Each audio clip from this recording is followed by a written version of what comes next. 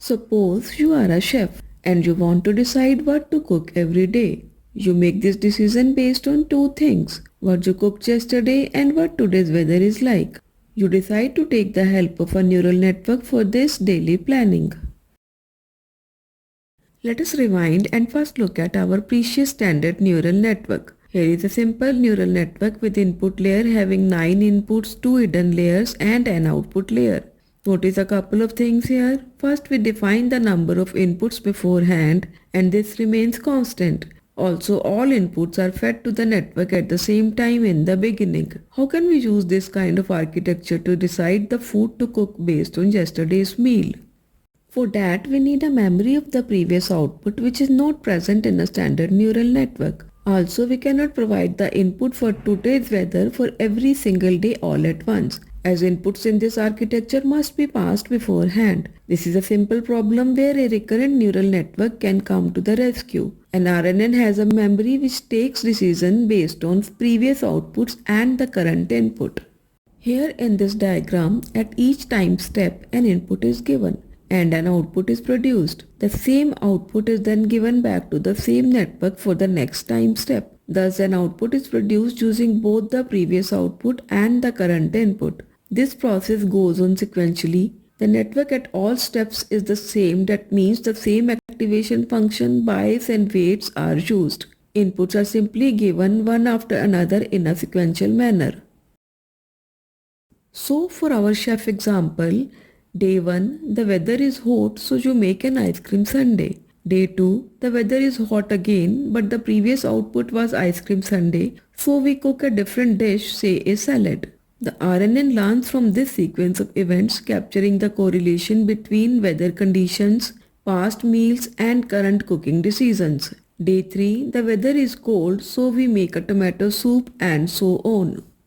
This sequential representation is called an unfolded RNN, as we have shown all time steps. It can be represented in a folded form because at each time step an input is given, an output is produced, and that output is fed to the next step. This is how a simple neural network node looks. Input is multiplied by a weight, a bias is added, and the value is passed to an activation function to produce an output. In an RNN, this output is then given as input to the next time step. Notice that the weights and biases remain the same and the previous output is multiplied by a weight before being added. This structure unfolds further for as many time steps as we need. The architecture of an RNN can vary according to the need. Many-to-many, sequence-to-sequence architecture, an input is given and an output is produced at each time step. This is used for forecasting like predicting stock prices. Many-to-one, sequence-to-vector, inputs are given at each step but only the final output is considered, others are ignored. This is used in sentiment analysis. One-to-many, vector-to-sequence, a single input is given at the beginning and all subsequent steps only use the previous output. This is useful in image captioning, encoder, decoder. First we provide inputs for some time steps and then we generate outputs. This is good for translation as we often need the whole sentence before translating to capture context. So we choose the architecture based on the problem at hand. Let us rewind and see how neural networks are trained. Finding the best weights and biases involves comparing the network's output to actual targets using a loss function. We then compute gradients of the loss with respect to weights and biases to determine the direction to adjust parameters. Similarly, RNNs calculate loss by comparing predicted outputs with actual targets at each time step. Gradients are computed using backpropagation through time. This accounts for sequential dependencies, allowing the network to learn from past outputs. But as an RNN unfolds, it becomes difficult to train due to vanishing or exploding gradients. Let us look at the vanishing gradient problem. For the first time step, we have an input. This produces an output which is multiplied by a weight, let us call it W2, and given to the next step.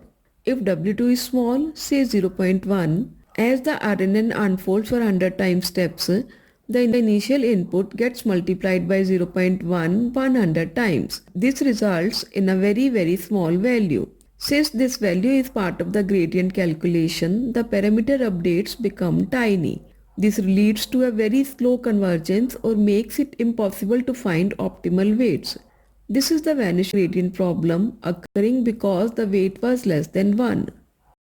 Exploding gradient is the opposite. If the value of W2 is greater than 1, say 2, it causes the gradients to have huge values. Input 1 gets multiplied by 2 for 100 steps, resulting in a massive number. This causes the gradients to explode, making the training unstable. These problems can be mitigated using several techniques. First is gradient clipping. Limits the magnitude of gradients during training, preventing them from becoming too large, which is fixing exploding gradients. Second is advanced architectures. Using long short-term memory or gated recurrent units, these have gates and memory cells designed to better capture long-term dependencies. Third is batch normalization, which normalizes the activations or inputs of each layer, making optimization more stable and helping prevent vanishing gradients.